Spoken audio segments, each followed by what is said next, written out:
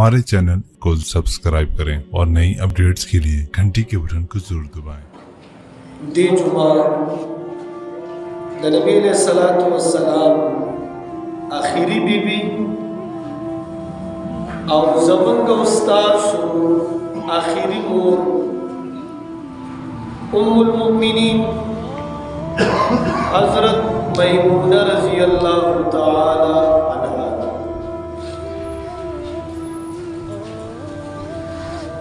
दादा नबी अलैहिस्सलातु वस्सलाम यौलसम बीबी व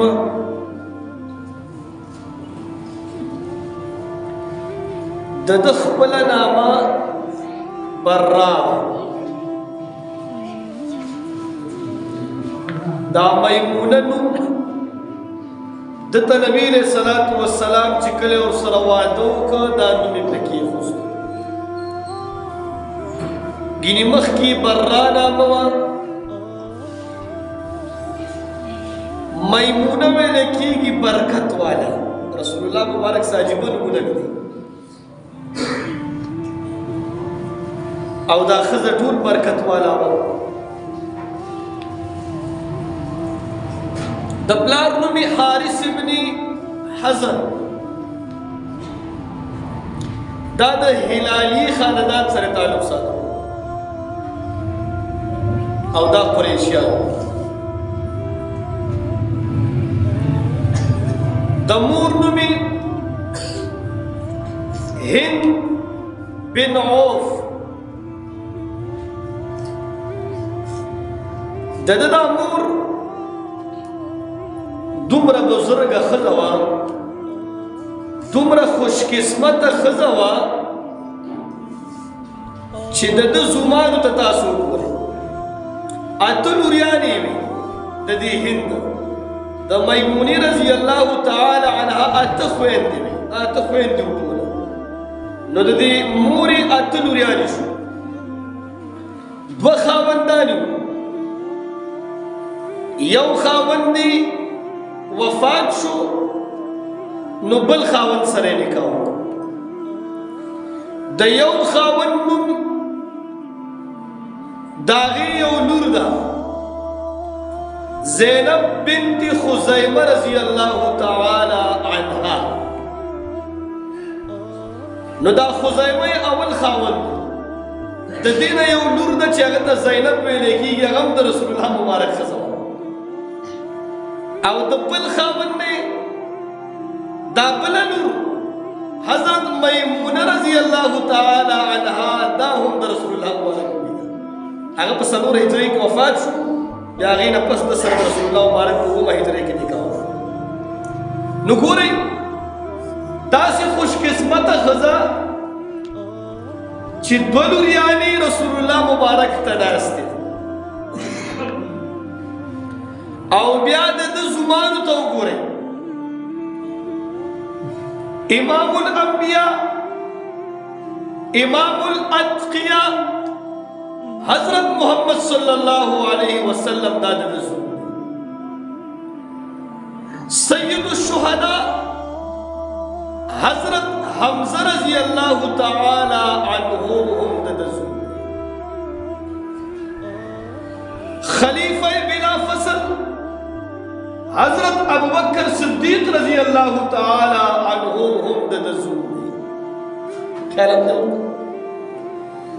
हजरत अब्बास रज़ी अल्लाह ताला अन्हु हैदर करार हजरत अली मुर्तज़ा रज़ी अल्लाह ताला अन्हु खालिद इब्न वलीद रज़ी अल्लाह ताला अन्हु ददन वसे अजीब खज़ाना पे दुनिया पर सर बांधे दसे खज़ाना नशता चे दुमरा लोई लोई खलक दद जुमान लो हजरत मैमूना रज़ी अल्लाह ताला अन्हा दादा नबी अलैहिस्सलातु वस्सलाम द बासतना अतलस काल औलाद पैदा नबी अलैहिस्सलाम ची पैगंबर की दलो दिन अतलस काल औलाद दिदा पैदा शवे अवल वादे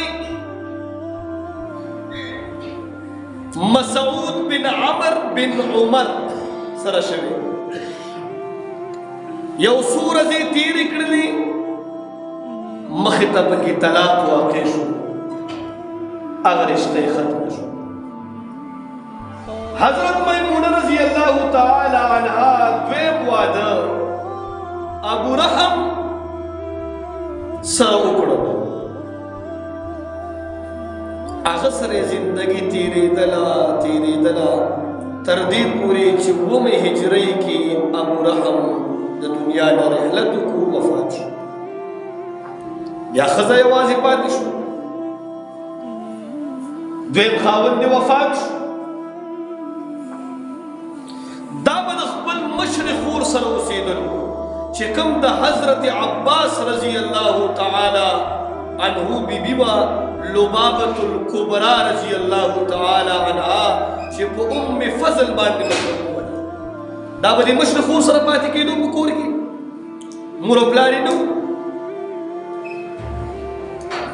مشر خور سره به ټیم تېرولو عباس صاحب خو د نبي علیه السلام ترو یو واري حضرت میمونه د خپل مشر خور ته لبابة الکبرى رضی الله تعالی عنها ته فرمایي وایي څه به ښه وې چې زما نکاح د رسول الله مبارک څه به ښه وې چې زما نکاح د رسول الله مبارک مخکې به خلکو دینداره خلک ډېر خوښول حدیث کې هم راځي که نه وایي تنکح المرأة لأربع لمالها ولجمالها ولحسبها ولدینها فاصبر بذات الدین تربت یدا وایي انسان چې کله نکاح کوي یو جنۍ نکاح کوي یا پلار یې چاله ورکوي څلور شیزونو دپاره یې ورکوي یا یې مال ته ګوري یا یې جمال ته ګوري یا یې حسب نسب ته ګوري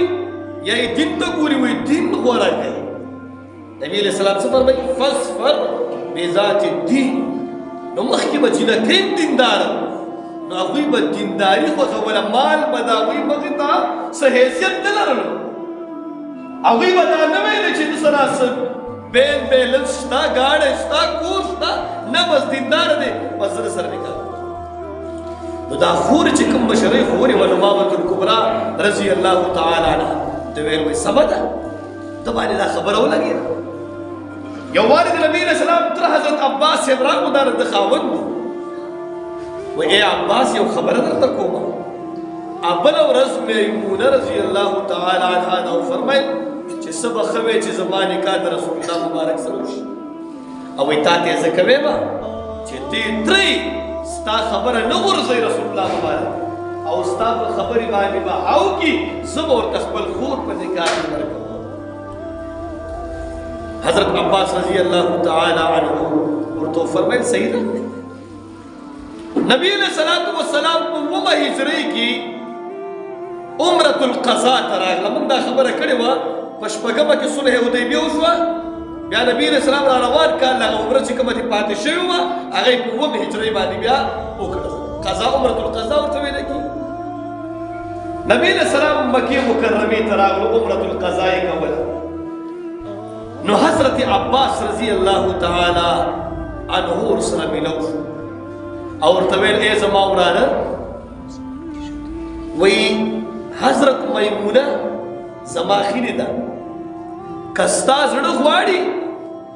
نکاح کولو ته دې زړه غواړي چې د میمونې سره درته نکاح وکړم ډېره عبادت ګزاره ښځه ده ډېره پرهیزګاره ښځه ده او متقیه ده نبی علیہ الصلوۃ والسلام ورته فرمایي ای زما تره ستا خوښه ده چې کومه فیصله دې وکړه ما ته منظوره ده چې کومه فیصله دې وکړه زه پرې راضي یم دلته نبی علیہ الصلوۃ والسلام 3 ورځې تېرې کړې مکه مکرمه کې هویتب یو کافر هغه ورته راغله چې ای د مسلمانانو پیغمبر ستا ټیم پوره شوی دی 3 ورځې موږ تاله په مکه مکرمه کې ټیم درکړی و هغه 3 ورځې پوره شو اوس وځه هغه ورته وایي ای د الله بندګانو زه د حضرت میمونې سره نکاح کومه هغې نه پس بیا زه واپس مدینې منورې ته ځم دوی په مکه کې پاتې کېدل حضرت میمونه رضی الله تعالی دا راجمع شو وایي نه زمونږ او ستاسو معاهده شوې ده چې 3 ورځو نه به زیات نه تېرې ستا 3 ورځې پوره شو بهر حال که ته نکاح کې که هر څه کې ستا ضرورت دی رشته داري دي ده څه شی چې دي هغه دې بیا په مدینه منوره کې بالا اوس درته لاړ شي دا دومره ظالمان خبره نبی علیه الصلاة والسلام روان شو تقریبا 14 کیلومیټر 15 کیلومیټر مزل وکړو صرف یو مقام دی څوک ورته صرف وایي څوک صرف مقام ورته وایي په دغه ځای کې نبی علیه الصلاة والسلام خیمه ولګوله او خپل یو غلام ابو رافع رضی الله تعالی عنه ته وفرمایل ورشه وایي میمونه راوړه ابو رافع لاړه میمونه رضی الله تعالی عنها یې راوستله نبی علیہ الصلوۃ والسلام په دې صرف مقام کې ورسره نکاح وتړله او 1500 یا 400 دراهم نبی علیہ الصلوۃ والسلام د حق مہر چورته ویل کېږي هغه ورک او همدغلته او د شپه د زفاف چې کوم د واده شپه ده هغه همدغلته تېر کړه نبی علیہ الصلوۃ والسلام نکاح د حضرت میمونه رضی الله تعالی عنها نبی علیہ الصلوۃ والسلام روان شو مدینه منورې ته زندگی تیریږي ډېره عبادت گزاره ښځه نبی علیہ السلام سره ډېره زیاته مینه د نبی علیہ الصلوۃ والسلام د مینې د وجې نه مدینه منورې سره ډېر مینه پیدا شوه او مسجد نبوي سره ډېره مینه یو ښځه په هغه زمانه کې ویغي نظر ومنه منښت چورته ویل کېږي دا واجب دی د پورا کول منښت یې ومنله که چېرته زما بیماري ختمه شي ما ته الله د دې بیمارۍ نه صحت راکړي زه به مسجد اقصا ته ځم هلته به 2 رکعته لمونځ کوم دا نظر یې په ځان باندې ومنه هغې بیماري ښه شوه چې کله بیماري ښه شوه نو حضرت میمونې ته راغله ورته وایي زه مسجد اقصا ته ځم ولې ځې ما نظر منلی و زما یو بیماري وه چې دا بیماري مې ختمه شي زه به مسجد اقصا ته ځم 2 رکعته لمونځ به کوم زما بیماري الله ختمه کړه زه اوس روانېږم زما کور ته خیال کوه حضرت میمونه ورته عجیبه خبره کوي وایي ای خورې دا الله په ذات مې دې قسم وي د کعبې نه پس بهترین کور دا مسجد نبوي دی او په دې کې 2 رکعته لمونځ وکړه الله به تا ته د هغې نه ډېر ثواب څومره مینه وه مسجد نبوي سره د نبي علیه السلام په واسطې باندې هغه ښځې ایثاره کړه او 2 رکعته لمونځ یې پرې همدغلته وکړو وایي تا ته به د هغې نه ډېر ثواب سخاوت یې څومره و د نبي علیه السلام بیبیانې ګورې دا موږ زده کړو دا موږ سوچ سره وورو زده یو خپل ښځو ته ووایو زموږ ښځو کې سخاوت څومره دی دعوې خو موږ کوو که نه چې موږ مسلمانان یو د نبي علیه السلام امتیان یو اوس دا د نبي علیه السلام فرمودات د نبي علیه السلام اقوال به څنګه موږ زندګۍ کې راوړو نو ګورې سخاوت ته یې ګورې چې ده به وینځي ازادولي یوه وینځه وه هغې پسې ډېرو خلکو سوال جوابونه رالېږل چې دا وینځه موږ باندې راخرڅه کړه موږ تیرا موږ به پیسې درکړو میمونه رضی الله تعالی عنها فرمایي وایي ما د ده داسې سودا کړې ده چې دا سودا په دې دنیا کې نشي کېدلی دا سودا څوک نشي کولی یو کس ورپسې سوال جواب لیږي دا کومه سودا ده څومره ریټ دی موږ ته ووایه موږ به یې درکوو وایي ما د ده سودا د الله سره کړې دا ما د الله دپاره آزاد کړې ده الله پاک به ما ته په جنت کې مهر راکوي هغه یې ازاده کړه نبي علیه الصلوۃ والسلام ورته وفرمیل ای میمونې تا ته الله په جنت کې مهر درکړو نبی علیہ الصلوۃ والسلام ورته بشارت وکړه چې شاید تا ته مهر میلاو شو په جنت داسې سخي ښځه وه یو وارې د عمر صاحب زمانه وه وایي هرې بیبي ته به تاسو هرې بیبي ته به 12,000 روپۍ راتلل ماهانه عمر صاحب زمانه کې ډېرې فراخیانې راغلي وایي ده له 12,000 روپۍ راغلې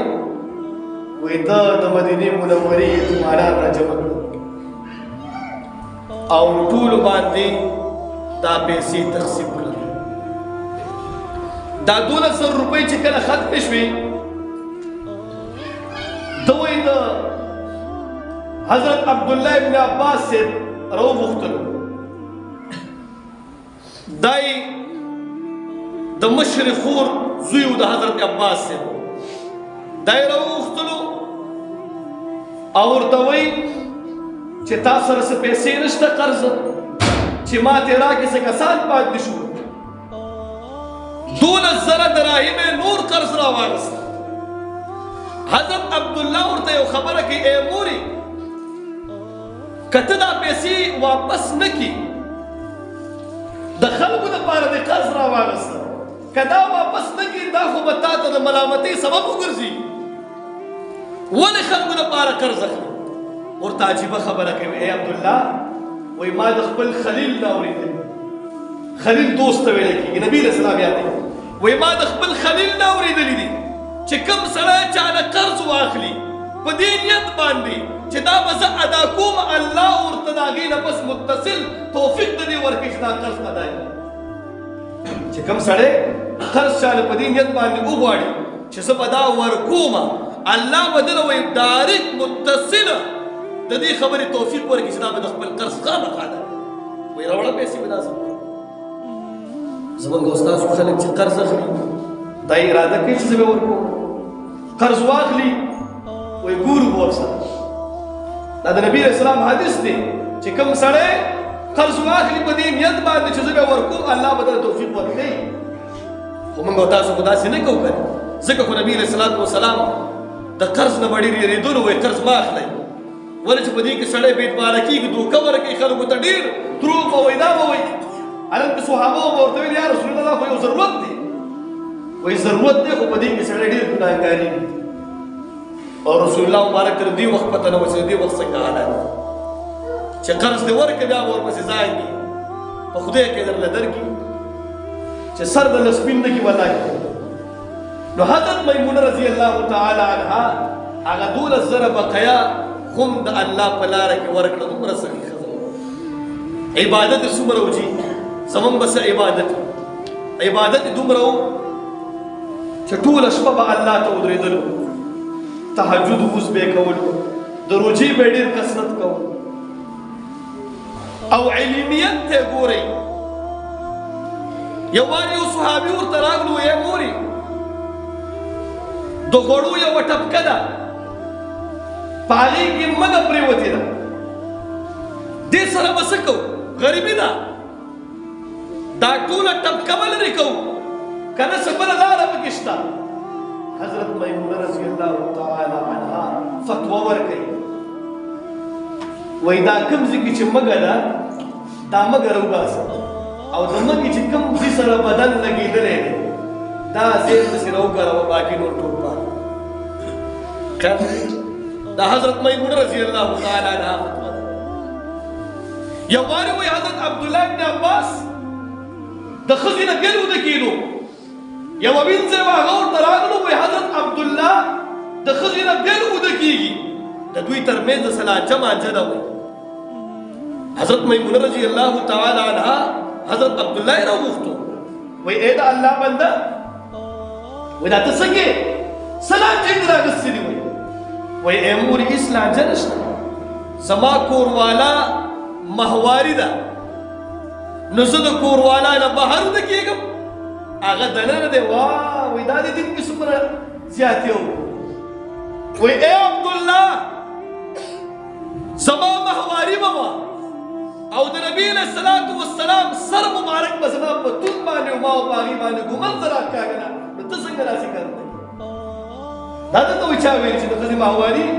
او بېل سملي ته بېل سملي، دا وایي کومه کیسه؟ وایي دا کیسې مه کوه. داسې عالمه ښځه وه 76 احادیث د ده نه د رسول الله مبارک را نقل شوي په کتابونو کې 76 احادیث. د علم دومره شوق یې و، دومره علمي ښځه وه او دومره کوشش د علم به حضرت میمونه رضی الله تعالی عنها. دا د نبي علیه السلام 11مه بیبي وه. ګورئ چې اوس د وفات عجیبه یو مقام دی. وایي ده اراده وکړله چې زه حج ته لاړ شم او مکه مکرمه کې چې زما کوم خپلوان دي هغه سره ملو شو. حضرت عبدالله ځان سره واغوستو وایي ما ورته به لاړ شو حج به وکړو او زمونږ چې کوم خپلوان دي هغه ټولو سره به زه ملو شم. مکه مکرمې ته لاړ هلته حج هم وکړ او ټولو سره ملو شو. واپس را روان شو. اوس کوم ځای کې چې نکاح شوې ده په کوم ځای کې چې شپه د واده تېره شوې ده صرف مقام هلته راورسېده. واپس یې دلته چې راورسېده طبیعت یې خراب. حضرت عبدالله ته وایي ای عبدالله لږې اوبه راباندې وڅښه مې زمزم اوبه ورسره او وایي لږې اوبه راباندې وڅښه. وایي تږی یم. عجیبه وفات وه. حضرت عبدالله صاحب وایي ما مور بیبي ته اوبه راوړل اوبه مې ورته ورکړه وایي اوبه یې وڅښه چې راواپس کېدم چې په کجاوې کې دا بوتل کېدم شاته مې کته حضرت میمونه رضی الله تعالی عنها دنیا نه رخصت شوې داسې مرګ دا د معاویه صاحب دور 51 هجري وه. جنازه یې خپله حضرت عبدالله بن عباس خپله کړه جنازه او همدغه ځای کې دفن کړی دی. که تاسو کله لاړئ حج ته سره زموږ هم الله قبول کا. دا تقریبا 13-14 کیلومیټر ته دې سیټ نه چې ځي په ګس لاس باندې راځي 14 کیلومیټر فاصله کې صرف مقام دی. په هغې کې ځان له حضرت میمونه رضی الله تعالی عنها دا پرته دا یې خپل ځای دی. نو الله دې دوی بیبیانو د زندګۍ نه موږ ته فایده نصیب کړي. دا د نبي علیه الصلاۃ والسلام بیبیانې موږ ټول بیان کړو. دا 11مه ختمه د نبي علیه السلام د 11 نه زیاتې بیبیانې نه وي بس دې نه زیاتې نه دي او د دې ټولو په زندګۍ باندې الله موږ ته توفیق را نصیب کړي او زموږ بیبیانې دې الله نصیب د دوی دا صفات دي الله زموږ په بیبیانو کې واچي او زموږ د طرفه دې الله راضي شي. واخر دعوانا ان الحمد لله.